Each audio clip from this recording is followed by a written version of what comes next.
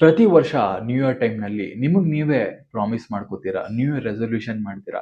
ಜಾನಿಂದ ನಾನು ತುಂಬಾ ಚೆನ್ನಾಗಿ ಓದ್ತೀನಿ, ಕಾಲೇಜಿಗೆ ರೆಗ್ಯುಲರ್ ಆಗಿ ಹೋಗ್ತೀನಿ, ಬ್ಯಾಕ್ಲಾಗ್ಸ್ ಇಟ್ಕೊಳ್ಳಲ್ಲ, ಜಿಮ್ಗೆ ಹೋಗ್ತೀನಿ, ವರ್ಕೌಟ್ ಮಾಡ್ತೀನಿ, ಒಳ್ಳೆ ಬಾಡಿ ಬಿಲ್ಡ್ ಮಾಡ್ತೀನಿ, ಫಿಟ್ ಆಗಿರ್ತೀನಿ, ಫೈನಾನ್ಷಿಯಲಿ ಹಂಗಿರ್ತೀನಿ, ಫ್ರೆಂಡ್ಸ್ ಜೊತೆ ಸೇರಲ್ಲ, ಈ ರೀತಿ ಸಾಕಷ್ಟು ಸಾಕಷ್ಟು ರೆಸೊಲ್ಯೂಷನ್ಗಳನ್ನ ಮಾಡ್ತೀರಾ.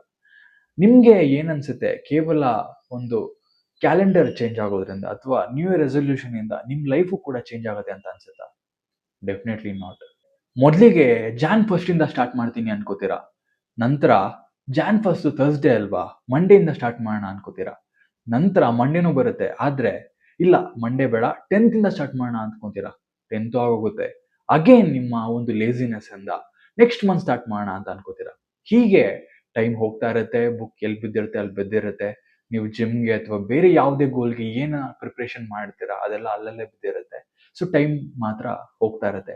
ಈ ರೀತಿ 10ರಲ್ಲಿ 7 ಜನ ಇದೇ ಒಂದು ರೀತಿಯಾದಂತಹ ಒಂದು ಟ್ರ್ಯಾಪ್ ನಲ್ಲಿ, ಇದೇ ಒಂದು ಪ್ರಾಬ್ಲಮ್ ನಲ್ಲಿ ಸಿಗಾಕೊಂಡು ಸಫರ್ ಮಾಡ್ತಾ ಇರ್ತಾರೆ. ನಿಮ್ಗೆ ಗೊತ್ತು ನಿಮ್ ಪೊಟೆನ್ಷಿಯಲ್ ಏನು, ನೀವೇನ್ ಮಾಡಬಹುದು ಅಂತ. ಬಟ್ ಆದ್ರೂ ಎಲ್ಲೋ ಒಂದ್ ಕಡೆ ಆ ಒಂದು ಲೇಸಿನೆಸ್, ಆ ಒಂದು ಕೇರ್ಲೆಸ್ನೆಸ್ ನಿಮ್ನ ಹಿಂದಕ್ಕೆ ಎಳಿತಾ ಇರುತ್ತೆ. ಹಾಗಿದ್ರೆ ಈ ಒಂದು ವಿಡಿಯೋ ಆ 10ರಲ್ಲಿ 7 ಜನರಿಗೆ ಯಾರು ಈ ಒಂದು ಪ್ರಾಬ್ಲಮ್ ಅನ್ನ ಗೋತ್ರು ಮಾಡ್ತಾ ಇದ್ದಾರೆ, ಈ ವಿಡಿಯೋವನ್ನ ಸಂಪೂರ್ಣವಾಗಿ ನೋಡಿ. ಹಾಗೆ ವಿಡಿಯೋ ಸ್ವಲ್ಪ ಆದ್ರೂ ಇಷ್ಟ ಆಗಿದ್ರೆ ಅಥವಾ ಯೂಸ್ಫುಲ್ ಅನ್ಸುತ್ತೆ ಒಂದು ಲೈಕ್ ಮಾಡಿ. कोई न्यू ईयर रेजोल्यूशन का प्लान कर रहा है क्या? I am not planning my new year resolution either gym और रनिंग फ्रॉम जान फर्स्ट टू जान 10th. ಮೊದಲನೇದಾಗಿ ಇದು ಯಾವ ಮೋಟಿವೇಶನಲ್ ವಿಡಿಯೋನೂ ಅಲ್ಲ, ನಾನು ನಿಮ್ನ ಮೋಟಿವೇಟ್ ಮಾಡೋಕ್ಕೂ ಇಲ್ಲಿ ಬಂದಿಲ್ಲ. ಸೊ ಒಂದು ತಿಳ್ಕೊಳ್ಳಿ, ಈ ನ್ಯೂ ರೆಸೊಲ್ಯೂಷನ್ ಅನ್ನೋದು ಒಂದು ಸೈಕಾಲಜಿಕಲ್ ಪ್ರಾಬ್ಲಮ್. ಇದ್ರ ಬಗ್ಗೆ ಅವೇರ್ನೆಸ್ ಇರುವಂತದ್ದು ತುಂಬಾನೇ ಇಂಪಾರ್ಟೆಂಟ್ ಆಗುತ್ತೆ. ಅದಕ್ಕೋಸ್ಕರ ಈ ಒಂದು ವಿಡಿಯೋನ ಪೂರ್ತಿಯಾಗಿ ನೋಡಿ, ಸೊ ದಟ್ ನೀವು ಈ ಒಂದು ಟ್ರ್ಯಾಪ್ ಇಂದ ಈಚೆ ಬರ್ತೀರಾ. ಏನೋ ವರ್ಷ ಎಂಡ್ ಆಯ್ತು, ಹಿಂದೆ ತಿರುಗಿ ನೋಡಿದ್ರೆ ಯಾವುದೇ ಒಂದು ರೀತಿಯಾಗಿ ಪ್ರೊಡಕ್ಟಿವಿಟಿ ಆಗಿ ಯಾವುದೇ ಒಂದು ಕೆಲಸವನ್ನ ನೀವು ಮಾಡಿರಲ್ಲ, unfortunately because of that laziness again. So ತಿರ್ಗಾ ಎಮೋಷನಲ್ ಆಗ್ತೀರಾ, ಪ್ರೆಷರೈಸ್ಡ್ ಆಗ್ತೀರಾ, ನಾನು ಏನು ಮಾಡಿಲ್ವಲ್ಲ ಈ ವರ್ಷ, ಸುಮ್ಮನೆ ವೇಸ್ಟ್ ಮಾಡಿದ್ನಲ್ಲ ಅಂತ ಸಫರ್ ಪಡ್ತೀರಾ, ಓವರ್ ಥಿಂಕಿಂಗ್ ಮಾಡ್ತೀರಾ.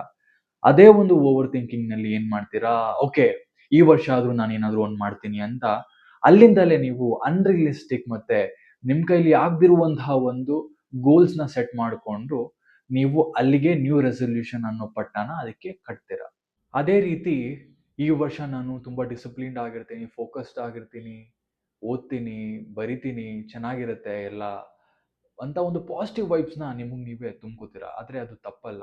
ಅದನ್ನ ಸೈಕಾಲಜಿಲಿ ಫ್ರೆಶ್ ಸ್ಟಾರ್ಟ್ ಎಫೆಕ್ಟ್ ಅಂತ ಕರೀತಾರೆ. ಈಗ ಒಂದು ಹೊಸ ದಿನ ಸ್ಟಾರ್ಟ್ ಆಯ್ತು, ಹೊಸ ವಾರ, ಹೊಸ ತಿಂಗಳು ಅಥವಾ ಹೊಸ ವರ್ಷ ಸ್ಟಾರ್ಟ್ ಆಯ್ತು ಅಂದ್ರೆ ಆ ಒಂದು ಫ್ರೆಶ್ ಆಗಿ ಏನೋ ಒಂದು ಮಾಡಬೇಕು ಅನ್ನೋದು ಮನಸ್ಸಿನಲ್ಲಿ ಇದ್ದೇ ಇರುತ್ತೆ ಎಲ್ರಿಗೂ.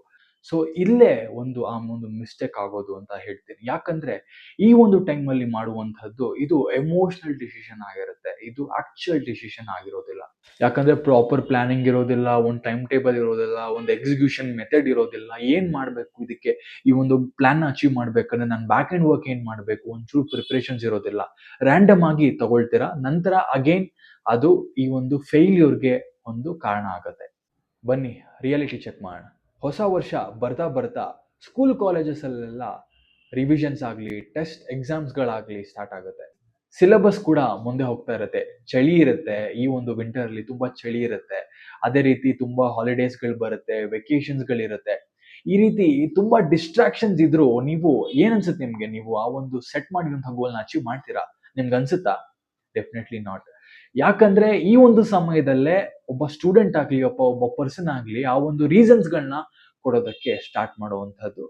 ನಾನು ಈಗಾಗಲೇ ಹೇಳ್ದಾಗೆ 1ನೇ ತಾರೀಕಿಂದ ಸ್ಟಾರ್ಟ್ ಮಾಡೋಣ ಅನ್ಕೋತೀವಿ, ಏನೋ ಒಂದು ಬರುತ್ತೆ, ವೆಕೇಶನ್ಸ್ ಅಥವಾ ಟೆಸ್ಟ್ ಎಕ್ಸಾಮ್ಸ್ ಏನೋ ಒಂದಿರುತ್ತೆ, ಟೈಮ್ ಕೊಡಕ್ಕಾಗಲ್ಲ.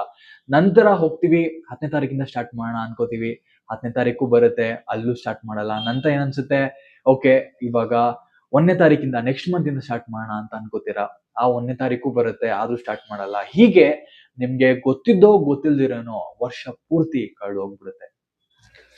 ಓಕೆ, ಯಾಕೆ ಈ ಎಲ್ಲ ನ್ಯೂ ರೆಸೊಲ್ಯೂಷನ್ಸ್ಗಳು ಯೂಶಲಿ ಫೇಲ್ ಆಗುತ್ತೆ ಅಂತ ನೋಡೋದಾದ್ರೆ, ಸರ್ವೆಗಳ ಪ್ರಕಾರ 88% ಆಫ್ ಏನು ಈ ರೆಸೊಲ್ಯೂಷನ್ಸ್ಗಳಿರುತ್ತಲ್ಲ, ನ್ಯೂ ರೆಸೊಲ್ಯೂಷನ್ಗಳು ಮೊದಲ 2 ವಾರದಲ್ಲೇ, ಜಾನ್ನ ಮೊದಲ 2 ವಾರದಲ್ಲೇ ಫೇಲ್ ಆಗ್ಬಿಡುತ್ತೆ.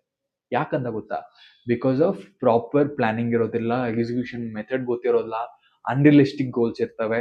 ಸೊ ಹೀಗಾಗಿ ಅಂಡ್ ಒಂದು ಕಾಮನ್ ಸೆನ್ಸ್ ಎಲ್ಲರೂ ತಿಳ್ಕೊಳ್ಬೇಕಾಗಿರೋ ವಿಚಾರ ಏನಂದ್ರೆ, ನಮ್ಮ ಬ್ರೈನು, ಹ್ಯೂಮನ್ ಬ್ರೈನು 2 ವಿಧಾನದಲ್ಲಿ ಕೆಲಸ ಮಾಡುತ್ತೆ. ಒನ್ ಇಸ್ ಕಂಫರ್ಟ್ ಝೋನ್, ಮತ್ತೆ ಇನ್ನೊಂದು ಡಿಸ್ಕಂಫರ್ಟ್ ಝೋನ್ ಅಥವಾ ಅನ್ಕಂಫರ್ಟಬಲ್ ಝೋನ್ ಅಂತ. ಓಕೆ, ಸೊ ಫಾರ್ ಎಕ್ಸಾಂಪಲ್, ಇವಾಗ ನಾನು ಬೆಳಗ್ಗೆ 10 ಗಂಟೆಗೆ ನಾನು ಆಫೀಸ್ಗೆ ಹೋಗ್ಬೇಕು. ನಾನು ಬೆಳಗ್ಗೆ 7 ಗಂಟೆಗೆ ಎದ್ದೇಳ್ತೀನಿ. 7 ಗಂಟೆಯಿಂದ 10 ಗಂಟೆವರೆಗೂ ನಾನು ಫ್ರೀ ಇರ್ತೀನಿ. ಸೊ ಈಗ ನಾನು ಏನ್ ಪ್ಲಾನ್ ಮಾಡ್ತಾ ಇದ್ದೀನಿ, ನನ್ನ ನ್ಯೂ ರೆಸೊಲ್ಯೂಷನ್ ಏನಪ್ಪಾ ಅಂದ್ರೆ, ನಾನು ಜಿಮ್ಗೆ ಹೋಗ್ಬೇಕು. ಡೈಲಿ 7 ಗಂಟೆಯಿಂದ 10 ಗಂಟೆವರೆಗೂ ನಾನು ಜಿಮ್ಗೆ ಹೋಗಿ ವರ್ಕೌಟ್ ಮಾಡಿ ಅಟ್ಲೀಸ್ಟ್ ಬಾಡಿ ಬಿಲ್ಡ್ ಮಾಡೋದು ಬೇಡ, ಫಿಟ್ ಆಗಿರ್ಬೇಕು ಅನ್ನೋದು ನನ್ನ ಒಂದು ಗೋಲ್ ಸೆಟ್ ಮಾಡಿರುವಂತದ್ದು. ಆದ್ರೆ ಇದು ನನ್ನ ಅನ್ಕಂಫರ್ಟಬಲ್ ಒಂದು ಮೈಂಡ್ ಸೆಟ್, ಅನ್ಕಂಫರ್ಟ್ ಮೈಂಡ್ ಸೆಟ್. ಯಾಕಂದ್ರೆ ನನ್ನ ಕಂಫರ್ಟ್ ಝೋನ್ ಏನು, ಬೆಳಗ್ಗೆ ಎದ್ದ ತಕ್ಷಣ ಆರಾಮಾಗಿ 7 ಗಂಟೆಗೆ ಕಣ್ಣು ಉಚ್ಕೊಳ್ದಿರೇನೆ ಇನ್ಸ್ಟಾಗ್ರಾಮ್ ಓಪನ್ ಮಾಡಿ ರೀಲ್ ನ ಸ್ಕ್ರೋಲ್ ಮಾಡ್ಕೊಂಡು 2 ಅವರ್ ಅಲ್ಲೇ ಟೈಮ್ ಪಾಸ್ ಮಾಡಿ, ಅಥವಾ ನೆಟ್ಫ್ಲಿಕ್ಸ್ ಅಲ್ಲಿ ಮೂವೀಸ್ ನ ಅಥವಾ ಸೀರೀಸ್ ನ ನೋಡ್ಕೊಂಡು ಅಲ್ಲೇ ಟೈಮ್ ಪಾಸ್ ಮಾಡುವಂತದ್ದು ನನ್ನ ಕಂಫರ್ಟ್ ಝೋನ್. ಯಾಕಂದ್ರೆ ನನ್ನ ಮೈಂಡ್ ಆಲ್ರೆಡಿ ಅದಕ್ಕೆ ಅಡಿಕ್ಟ್ ಆಗೋಗಿದೆ and I am very much comfortable with it ಅಲ್ವಾ. ಅನ್ಕಂಫರ್ಟಬಲ್ ಝೋನ್ ಏನು, ಇವಾಗ ಎದ್ದೊಳ್ಬೇಕು, ಎದ್ದು ರೆಡಿಯಾಗಿ ಜಿಮ್ಗೆ ಹೋಗ್ಬೇಕು, ಒಂದು ಬ್ರೇಕ್ಫಾಸ್ಟ್ ಮೀಲ್ ನ ಮಾಡ್ಕೊಂಡು ನಂತರ ಅಲ್ಲಿ ಹಾರ್ಡ್ ವರ್ಕ್ ಮಾಡಿ ನಂತರ ಮನೆಗೆ ಬರಬೇಕು ಅಲ್ವಾ. ಇವಾಗ ಕಂಫರ್ಟಬಲ್ ಝೋನ್ ಅಲ್ಲಿ ಏನಾಗ್ತಾ ಇದೆ, ನನಗೆ ಇನ್ಸ್ಟೆಂಟ್ ರಿವಾರ್ಡ್ ಸಿಗ್ತಾ ಇದೆ, ಇನ್ಸ್ಟೆಂಟ್ ಎಂಟರ್ಟೈನ್ಮೆಂಟ್ ಸಿಗುತ್ತೆ, ನನ್ನ ಮೈಂಡ್ ಕೂಡ ಹ್ಯಾಪಿ ಆಗುತ್ತೆ. ಆದ್ರೆ ನಾನು ಜಿಮ್ಗೆ ಹೋಗಿ ವರ್ಕೌಟ್ ಮಾಡೋದ್ರಿಂದ ನನಗೆ ಅವತ್ತೇ ನಂಗೆ ರಿಸಲ್ಟ್ ಬರೋದಿಲ್ಲ ಅಲ್ವಾ. ಅಟ್ಲೀಸ್ಟ್ 6 ಮಂತ್ಸ್ ಆಗುತ್ತೆ, 1 ಇಯರ್ ಆಗುತ್ತೆ ಆ ಒಂದು ರಿಸಲ್ಟ್ ನ ಕಾಣಿಸೋದಕ್ಕೆ. ಸೊ ಹೀಗಾಗಿ ನಮ್ಮ ಬ್ರೈನು ಈ ಕಂಫರ್ಟ್ ಝೋನ್ ಇಂದ ಈಚೆ ಬರಬೇಕು. ಈಚೆ ಬರೋದು ಹೇಗೆ ಹೇಳ್ತೀನಿ ನೋಡಿ. ಬೆಸ್ಟ್ ಮೆಥಡ್ ಹೇಳ, ನಿಮ್ಗೆ ಯಾವುದೇ ಒಂದು ಐಡಿಯಾ ಬರಲಿ, ಯಾವುದೇ ಒಂದು ಪ್ಲಾನ್ ಅಥವಾ ಗೋಲ್ ಸೆಟ್ ಮಾಡ್ಕೊಂಡ್ರೆ ಇಮಿಡಿಯೇಟ್ಲಿ ಅದನ್ನ ಎಕ್ಸಿಕ್ಯೂಟ್ ಮಾಡಕ್ಕೆ ಟ್ರೈ ಮಾಡಿ. ಯಾವ ಮಂಡೆಗೂ ವೇಟ್ ಮಾಡಬೇಡಿ, ಯಾವ 1ನೇ ತಾರೀಕು ವೇಟ್ ಮಾಡಬೇಡಿ, ಯಾವ ಹೊಸ ಮಂತ್ಗೂ ವೇಟ್ ಮಾಡಬೇಡಿ. ಇಮಿಡಿಯೇಟ್ಲಿ ನಿಮಗೆ ಬಂದಿದ ತಕ್ಷಣ ಅವತ್ತೇ ಆ ಕೂಡಲೇ ಸ್ಟಾರ್ಟ್ ಮಾಡೋದಕ್ಕೆ ಟ್ರೈ ಮಾಡಿ. ಅಂಡ್ ಮೋಸ್ಟ್ ಇಂಪಾರ್ಟೆಂಟ್ಲಿ, ಈ ಒಂದು ಸಮಯದಲ್ಲಿ ನೀವು ನಿಮ್ಮ ಬ್ರೈನ್ಗೆ ಸುಳ್ಳು ಹೇಳಬೇಕಾಗತ್ತೆ. ಯಾವ ತರ ಅಂದ್ರೆ, ಸ್ಟೂಡೆಂಟ್ ಆಗಿದ್ರೆ ಕೇವಲ 5 ನಿಮಿಷ ನಾನು ಓದ್ತೀನಿ ಅಷ್ಟೇ, ಆಮೇಲೆ ಎಂಜಾಯ್ ಮಾಡ್ತೀನಿ ಅನ್ನೋದನ್ನ ನೀವೇ ನಿಮ್ಮ ಬ್ರೈನ್ಗೆ ಸುಳ್ಳು ಹೇಳಬೇಕು. 5 ನಿಮಿಷ, ಈ ತರ 5 ನಿಮಿಷ ಅಂತ ನೀವು 10-15 ದಿನ ಪ್ರಾಕ್ಟೀಸ್ ಮಾಡಿದ್ರೆ ನೀವು ಆಲ್ರೆಡಿ ಸೆಟ್ ಆಗ್ಬಿಡ್ತೀರಾ. ನಂತರ ನಿಮ್ಮ ಮೈಂಡೇ ನಿಮ್ಗೆ ಪ್ರೊವೋಕ್ ಮಾಡುತ್ತೆ, ಓಕೆ ನಿಮ್ಗೆ ಈ ಟೈಮಲ್ಲಿ ಇದಿತ್ತು ಅಂತ. ಅವಾಗ ಆಟೋಮೆಟಿಕ್ ಆಗಿ ನೀವು ಪ್ರೋಸೆಸ್ ಆಗುತ್ತೆ ನಿಮ್ಮ ಮೈಂಡ್. ಅನದರ್ ಎಕ್ಸಾಂಪಲ್, ಇವಾಗ ಜಿಮ್ಗೆ ಹೋಗ್ಬೇಕು, ನೀವು ಬೆಳಗ್ಗೆ ಎದ್ದು ನಿಮ್ ಬ್ರೈನ್ ನೀವು ಟ್ಯೂನ್ ಮಾಡಬೇಕು. ಏನಿಲ್ಲ, ನಾನು ಸುಮ್ಮನೆ ಹೋಗ್ತೀನಿ, ಅರ್ಧ ಅವರ್ ವಾರ್ಮ್ ಅಪ್ ಮಾಡ್ತೀನಿ, ಏನು ಬಾಡಿ ವೇಟ್ಸ್ ಎತ್ತಲ್ಲ, ಸುಮ್ಮನೆ ವಾರ್ಮ್ ಅಪ್ ಮಾಡ್ತೀನಿ, ಹೋಗಿ ಬರ್ತೀನಿ, ಅಟ್ಲೀಸ್ಟ್ ಒಂದು ಫ್ರೆಶ್ ಸ್ಟಾರ್ಟ್ ಸಿಗುತ್ತೆ ನನಗೆ, 1-2 ವರ್ಕೌಟ್ ಮಾಡಿ ಅಂತ ನಿಮಗೆ ನೀವೇ ಒಂದು 10 ದಿನ ಸುಳ್ಳು ಹೇಳಿ ನೀವೇ ನಿಮ್ಮ ಬ್ರೈನ್ ನೀವು ಟ್ಯೂನ್ ಮಾಡಿ ನೀವು ಹೋಗಿ ಸ್ಟಾರ್ಟ್ ಮಾಡಿದ್ರೆ 10 ದಿನ ಸಾಕು. 10 ದಿನ ಹೋದ್ರೆ 11ನೇ ದಿನ ನೀವೇ ಆಟೋಮೆಟಿಕ್ ಆಗಿ ನಿಮ್ಮ ಬಾಡಿ ಸೆಟ್ ಆಗಿರುತ್ತೆ. ನಿಮ್ಮ ಬಾಡಿ, ನಿಮ್ಮ ಮೈಂಡು, ನಾನು 7 ಗಂಟೆಗೆ ಎದ್ದೇಳಬೇಕು, ಜಿಮ್ಗೆ ಹೋಗ್ಬೇಕು, ಬ್ರೇಕ್ಫಾಸ್ಟ್ ಮಾಡಬೇಕು, ಜಿಮ್ಗೆ ಹೋಗ್ಬೇಕು, ವರ್ಕೌಟ್ ಮಾಡಿ ಆಫೀಸ್ಗೆ ಹೋಗ್ಬೇಕು ಅಂತ ಆಟೋಮೆಟಿಕ್ಲಿ ಟ್ಯೂನ್ ಆಗಿರುತ್ತೆ. ಸೊ ಅಲ್ಲಿವರೆಗೂ ನೀವು ಕಷ್ಟ ಪಡಲೇಬೇಕು. ಸೆಕೆಂಡ್ ಬಂದು ನಿಮಗೆ ಎನ್ವಿರಾನ್ಮೆಂಟಲ್ ಫ್ಯಾಕ್ಟರ್. ಏನಪ್ಪಾ ಅಂದ್ರೆ, ಮೋಟಿವೇಶನ್ ಯಾವಾಗಲೂ ಹೈ ಇರೋದಿಲ್ಲ, ಫ್ಲಕ್ಚುಯೇಷನ್ ಆಗ್ತಾ ಇರುತ್ತೆ. ಒಂದಿನ ಹೈ ಇರುತ್ತೆ, ಒಂದಿನ ಲೋ ಇರುತ್ತೆ. ಒಂದಿನ ಫುಲ್ಲು ನಾನೇ ಹೋಗ್ತೀನಿ ಅಂತ ಹೋಗ್ತೀರಾ, ಒಂದಿನ ಓಕೆ ಮೂಡಿರಲ್ಲ. ಸೊ ಈ ರೀತಿ ಒಂದು ಹೈ ಲೋ ವೇರಿಯೇಷನ್ ಆಗ್ತಾ ಇರುತ್ತೆ. ಬಟ್ ನೀವು ಇದನ್ನ ಕಂಟ್ರೋಲ್ ಮಾಡಿಟ್ಕೊಳ್ಳೋಕ್ಕೆ ಎಕ್ಸ್ಟರ್ನಲ್ ಫ್ಯಾಕ್ಟರ್ಸ್ ಮೇಲೆ ಜಾಸ್ತಿ ಡಿಪೆಂಡ್ ಆಗಬೇಕು. ಫಾರ್ ಎಕ್ಸಾಂಪಲ್, ಇವಾಗ ನೀವು ಸ್ಟೂಡೆಂಟ್ ಆಗಿದ್ರೆ ನಿಮ್ಮ ಒಂದು ಸ್ಟಡಿ ಟೇಬಲ್ನ ಡೀಸೆಂಟ್ ಆಗಿ, ಕ್ಲೀನ್ ಆಗಿ, ಒಂದು ಅಟ್ರಾಕ್ಟಿವ್ ಆಗಿ ಕಾಣಿಸೋ ಥರ ಡೆಕೋರೇಟ್ ಮಾಡಿ ಬಿಟ್ರೆ ನಿಮ್ಗೆ ಅಟ್ಲೀಸ್ಟ್ ಓದೋಕ್ಕೆ ಮನಸ್ಸು ಬರುತ್ತೆ. ಅದು ಎಲ್ಲೋ ಒಂದು ಕಡೆ ನಿಮಗೆ ಓಕೆ, ನಾನು ಈ ರೀತಿ ಮಾಡಿದ್ದೀನಿ, ಓದ್ಬೇಕು, ಇವಾಗ ಚೆನ್ನಾಗಿದೆ, ಮೈಂಡ್ ಚೆನ್ನಾಗಿದೆ, ಓದೋಣ ಅನ್ನೋ ಒಂದು ಥಾಟ್ ಬರುತ್ತೆ. ಅಥವಾ ನೈಟೇ ನೀವು ಒಂದು ಪ್ರಿಪ್ರೇಷನ್ಸ್ ಮಾಡಿ, ನಾನು ನಾಳೆ ಏನು ಮಾಡಬೇಕು, ನಾಳೆ ಏನು ಟಾಸ್ಕ್ ಇದೆ ನನಗೆ ಅಂತ ಪ್ರಿಪೇರ್ ಮಾಡಿ ನೀವು ನಿಮ್ಮ ಗೋಡೆ ಮೇಲೆ ಅಂಟಿಸಿ ನಂತರ ಬೆಳಗ್ಗೆ ಎದ್ದು ನೋಡಿದ ತಕ್ಷಣ ನಿಮ್ಗೆ ಅದು ಮೋಟಿವೇಶನ್ ಸಿಗುತ್ತೆ. ಇದೆಲ್ಲ ಎಕ್ಸ್ಟರ್ನಲ್ ಫ್ಯಾಕ್ಟರ್ಸು. ಸಪೋಸ್ ನಾನು ಜಿಮ್ಗೆ ಹೋಗ್ಬೇಕು ಇವಾಗ, ಅದು ನಿಮ್ಗೆ ಮೋಟಿವೇಶನ್ ಇಲ್ಲ, ಓಕೆ, ಬಟ್ ಏನಂದ್ರೆ ಫೀಸ್ ಪೇ ಮಾಡ್ಬಿಟ್ಟಿದ್ದೀರಾ ಅಂತ ಅನ್ಕೊಳ್ಳಿ. ಸಪೋಸ್ ನಾನು 3 ಮಂತ್ಸ್ ಜಿಮ್ ಪೇ ಮಾಡಿದ್ದೀನಿ, ಹೋಗ್ಲಿಲ್ಲ ನನಗೆ ಲಾಸ್, ನಾನು ಹೋಗ್ತೀನಿ ಅಂತ ನೀವು ಹೋಗ್ತೀರಾ. ಅಥವಾ ನಿಮ್ಮ ಅಮ್ಮ ಆಲ್ರೆಡಿ ನಿಮ್ಗೆ ಬ್ರೇಕ್ಫಾಸ್ಟ್ ರೆಡಿ ಮಾಡಿರ್ತಾರೆ, ಜಿಮ್ಗೆ ಹೋಗ್ತಾ ನೀವೇನೇನು ಬ್ರೇಕ್ಫಾಸ್ಟ್ ತಿಂತೀರಾ, ಒಂದು 4-5 ಎಗ್ಸ್ ಆಗಿರ್ಬೋದು ಅಥವಾ ಏನು ಮೀಲ್ ಇರುತ್ತೆ ಅದನ್ನ ರೆಡಿ ಮಾಡಿ ನಿಮ್ಗೆ ಎದೊಳ್ತಾರೆ, ಜಿಮ್ಗೆ ಟೈಮ್ ಆಯಿತು, ನಿಮ್ಗೆ ಆಲ್ರೆಡಿ ಬ್ರೇಕ್ಫಾಸ್ಟ್ ಮಾಡಿ ತಿನ್ಕೊಂಡು ಹೊರಡು ಅಂತ. ಸೊ ಇದೆಲ್ಲ ನಿಮ್ಗೆ ಎಕ್ಸ್ಟರ್ನಲ್ ಫ್ಯಾಕ್ಟರ್ಸು. ನೀವು ಈ ತರ ಒಂದು ಸೆಟ್ ಮಾಡ್ಕೊಂಡು, ಅಥವಾ ನೀವೇ ಒಂದು ನೈಟ್ ಪ್ಲಾನ್ ಮಾಡ್ಕೋತೀರಾ, ಓಕೆ ನಾಳೆ ಚೆಸ್ಟೇ ಇದೆ, ನಾಳೆ ಚೆಸ್ಟ್ ಮತ್ತೆ ಬೈಸಿಪ್ಸ್ ಅಥವಾ ಟ್ರೈಸಿಪ್ಸ್ ಮಾಡಿ ನಾನು ಬರಬೇಕು, ಆಫೀಸ್ಗೆ ಹೋಗ್ಬೇಕು ಅಂತ ಒಂದು ಸೆಟ್ ಮಾಡ್ಕೋತೀರಾ ಗೋಲ್ನ, ಒಂದು ಟಾಸ್ಕ್ನ ನೆಕ್ಸ್ಟ್ ಡೇಗೆ.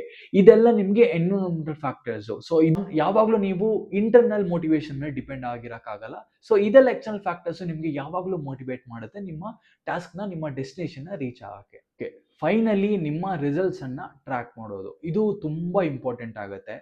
ಸಪೋಸ್ ನಾನು ಇವಾಗ ಈ ವರ್ಷ ಎಕ್ಸಾಮ್ಸಲ್ಲಿ 70% ತೆಗೆದಿದ್ದೀನಿ ಅಂದರೆ, ನೆಕ್ಸ್ಟ್ ವರ್ಷ ನಾನು 90%ಗೆ ನಾನು ಇದು ಮಾಡಬೇಕು, ಏನು ಮಾಡಬೇಕು, ಟ್ರ್ಯಾಕ್ ಮಾಡಬೇಕು, ಅಥವಾ ಒಂದು ಏಮ್ ಮಾಡಬೇಕು. ಸೊ ಹೀಗಾಗಿ ಟೆಸ್ಟ್ ಎಕ್ಸಾಮ್ಸಲ್ಲಿ ನಾನು ಏನೇನು ಬರ್ತಿದ್ದೆ, ಇವಾಗ 70 ತೊಗೊಂಡಿದ್ದೆ.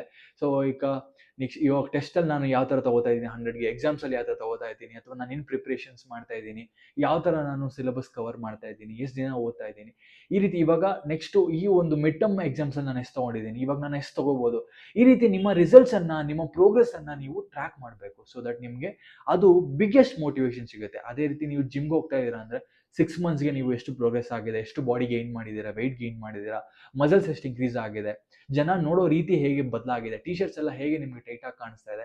ಸೊ ಈ ರೀತಿ ನೀವು ಚಿಕ್ಕ ಪುಟ್ಟ ಒಂದು ಟ್ರ್ಯಾಕ್ನ, ಆ ಒಂದು ರಿಸಲ್ಟ್ಸ್ನ ಟ್ರ್ಯಾಕ್ ಮಾಡ್ತಾ ಬಂದರೆ ಇದೇ ನಿಮಗೆ ಬಿಗ್ಗೆಸ್ಟ್ ಮೋಟಿವೇಶನ್ ಆಗಿ ಟರ್ನ್ ಅಪ್ ಆಗುತ್ತೆ. ನಿಮ್ಮ ಗೋಲ್ನ ನೀವು ಚೇಸ್ ಮಾಡೋದಕ್ಕೆ ತುಂಬ ಈಸಿ ಆಗುತ್ತೆ. ಒಂದು ತಿಳ್ಕೊಳ್ಳಿ, ಕ್ಯಾಲೆಂಡರ್ ಚೇಂಜ್ ಆಗೋದ್ರಿಂದ ನಿಮ್ಮ ಲೈಫು ಯಾವತ್ತೂ ಕೂಡ ಚೇಂಜ್ ಆಗೋದಿಲ್ಲ. ಒಬ್ಬ ಬಾಡಿ ಬಿಲ್ಡರ್ ಯಾವತ್ತೂ Jan 1st ಬರಲಿ ಅಥವಾ 10th ಬರಲಿ ಅಥವಾ ನೆಕ್ಸ್ಟ್ ಮಂತ್ ಬರಲಿ ಅಂತ ವೆಯ್ಟ್ ಮಾಡೋದಿಲ್ಲ. ಒಬ್ಬ ಕ್ಲಾಸ್ ಟಾಪರ್ ಯಾವತ್ತೂ ಕೂಡ January 1st ವೆಯ್ಟ್ ಮಾಡೋದಿಲ್ಲ. So best time to start something big is now. So ಇವಾಗಲೇ ಮಾಡಿ, ಈ ಕೂಡಲೇ ಮಾಡಿ. ಎಲ್ರಿಗೂ ಒಳ್ಳೇದಾಗಲಿ ಈ ಒಂದು ಹೊಸ ವರ್ಷದಂದು. ನಾನು ನಂಬೋದಿಲ್ಲ, but still hence it's all about you people. So I wish you all the success, happiness, wealth, health in your life. So ಎಲ್ರಿಗೂ ಒಳ್ಳೇದಾಗಲಿ, ಎಲ್ಲರೂ ಚೆನ್ನಾಗಿರಿ. See you. Take care. Bye bye.